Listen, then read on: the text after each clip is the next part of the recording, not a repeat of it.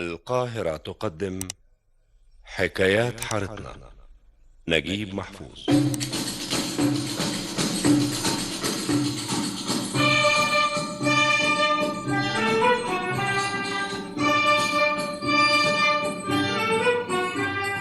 حكايات حارتنا،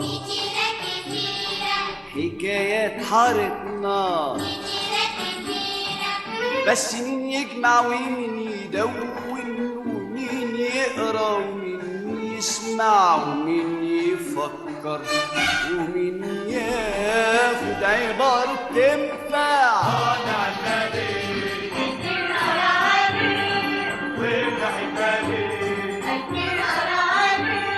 ثم اسمعوا حكاية الليلة حكاية الليلة.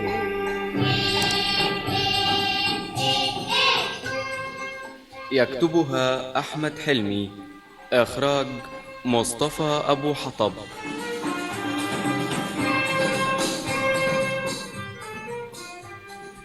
حكاية رضوان أفندي.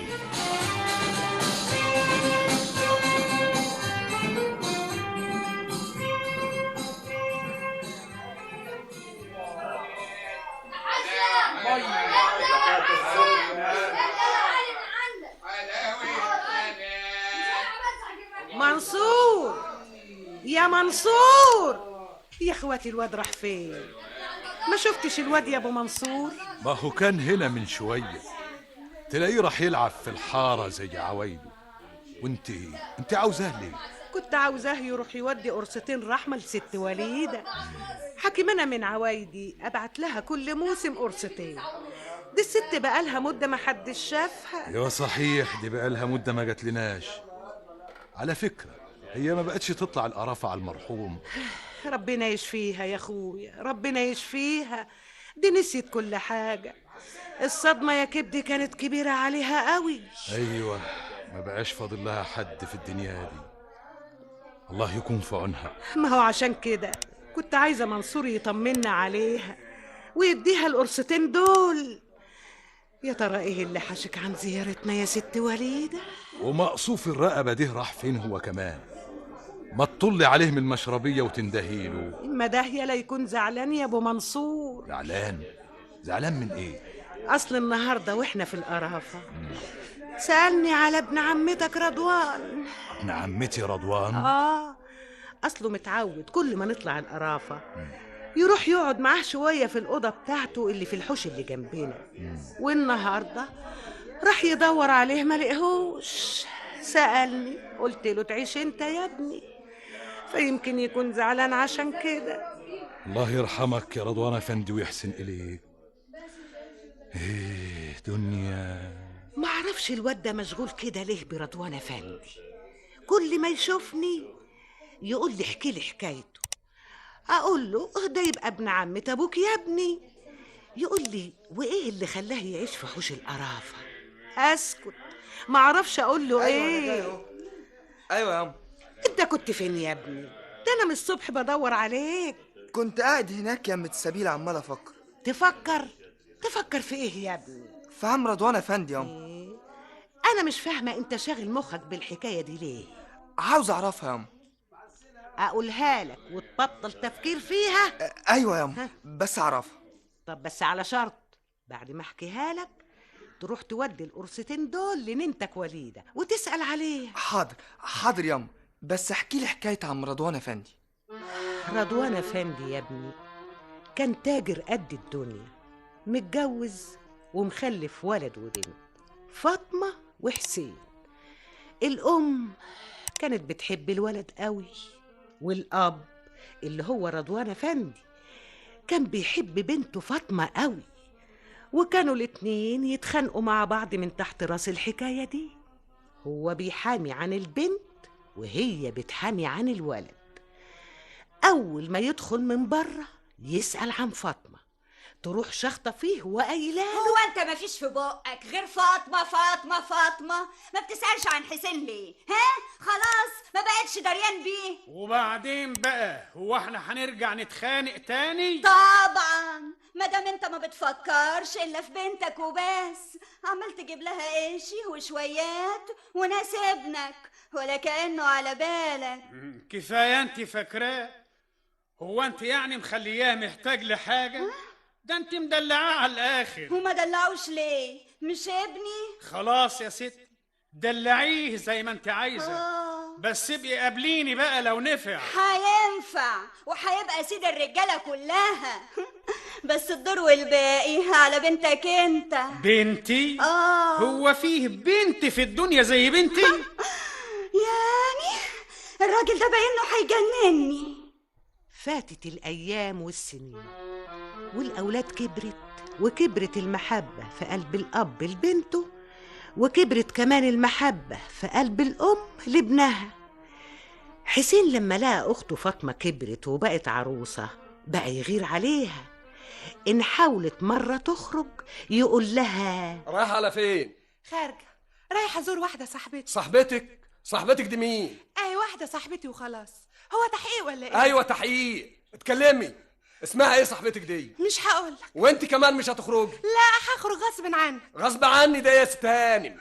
انت ما تقدريش تخرجي من هنا الا باذن مني انا، انت فاهمه؟ لا ده بعدك، انا ما اخدش منك اذن ابدا، انا باخد الاذن من بابا، وبابا قال لي اخرج يبقى خلاص لازم اخرج غصب عنك. وانا بقول لك مش هتخرجي. ها لما اشوف انا بقى ولا انت؟ طيب انا هنده لبابا. يا بابا يا بابا. ايوه في ايه يا فاطمه؟ حسين يا بابا، حسين شخط فيا ومش عاوزني اخرج مع اني خدت اذن من حضرتك. انت مش هتبعد عن اختك بقى يا ولد؟ يا بابا ولا كلمه. انا قلت لك 60 مره مالكش دعوه بيها. ماليش دعوه بيها ازاي بس يا بابا؟ دي اختي ولازم اغير عليها. مالكش دعوه بيها. انا بقول لك اهو لو شفتك تاني مره بتكلمها انا همرمط بيك الارض. هتمرمط بيها الارض عشان بغير عن اختي؟ ايوه انت سامع؟ دي بنتي وانا هربيها بالطريقه اللي تعجبني انا. واتفضل اطلع بره. انت بتطردني يا بابا؟ ايوه ومش عايز اشوفك ابدا. انا بكرهك. انت سامع؟ بكرهك. وسكن الشيطان بينهم يا ابني. لا بقى رضوان افندي طايق يشوف ابنه، ولا ابنه هو راخر بقى طايق يشوفه.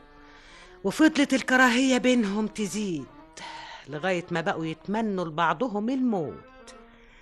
وفاتت الايام والسنين وخلص حسين الابتدائي ودخل ثانوي.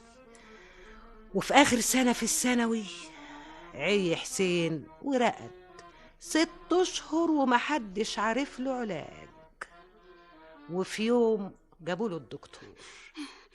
طمني يا دكتور، ابني حسين عنده ايه؟ ايوه طمنا يا دكتور، هو عنده ايه؟ كان لازم لحقته الحالة دي من أولها، وكان لازم جبتوا له دكتور من أول مكان. يعني ايه؟ يعني مفيش فايدة انه يخف؟ الأعمار بيد الله يا ست هانم. الأعمار بيد الله؟ دكتور ابني عنده ايه؟ دكتور قول لي يا دكتور، ما تخبيش عليا. ابني عنده ايه؟ اتكلم يا دكتور. ايوه الولد عنده ايه يا دكتور؟ للأسف عنده سل والحالة متأخرة قوي. سل؟ ابني عنده سل؟ سامع يا رضوان؟ ابني يا رضوان، ابني اللي كنت بتتمنى له الموت عنده سل. ربنا استجاب لدعائك يا حبيبي يا ابني، يا حبيبي يا ابني. ومات حسين وحزنت عليهم وحزن كبير قوي. وبقى رضوان افندي مش قادر يبص لها من كسوفه. وبعد سنة من يوم ما مات حسين عيت اخته فاطمة بنفس المرض. سل؟ بنتي فاطمة عندها سل؟ فاطمة بنتي؟ ليه كده يا رب؟ ليه؟ وماتت فاطمة وانطفى نورها زي ما انطفى كل شيء في حياة رضوان افندي.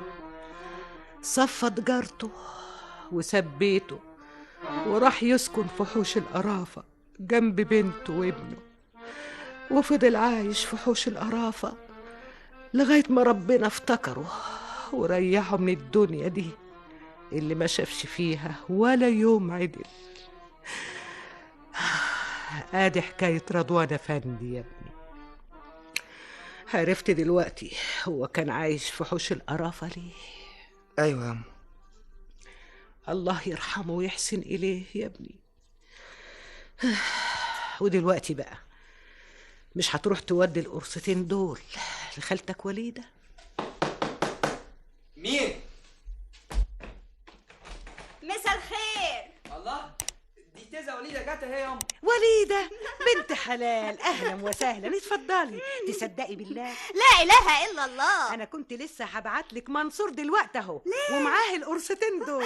فيك الخير والله يا ست ام منصور. استني بقى لما اشوف لك البخت. إيه؟ انا جايبه معايا الكوتشينه اهي، وادي الترابيزه. مش بس لما تستريحي شويه؟ انا مش هستريح الا لما اشوف للمحروس ابنك بخته.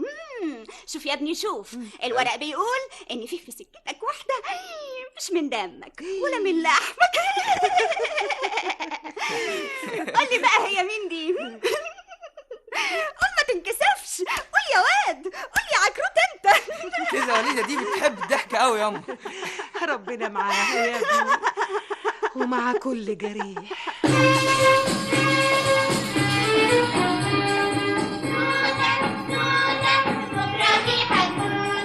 إلى اللقاء غدا بالفكر والآداب، في حكاية عن حارتنا لكن لها العجب، هنسمعها ويا ريتنا نبحث عن السبب، ما هو لو عرف السبب راح يبقى للعجب العجب اللي في حكايات حارتنا الكتيرة الكتيرة. حكايات حارتنا كتيرة كتيرة. حكايات حارتنا نجيب محفوظ.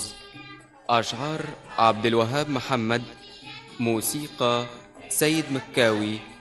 كتبها أحمد حلمي. أخرجها مصطفى أبو حطب.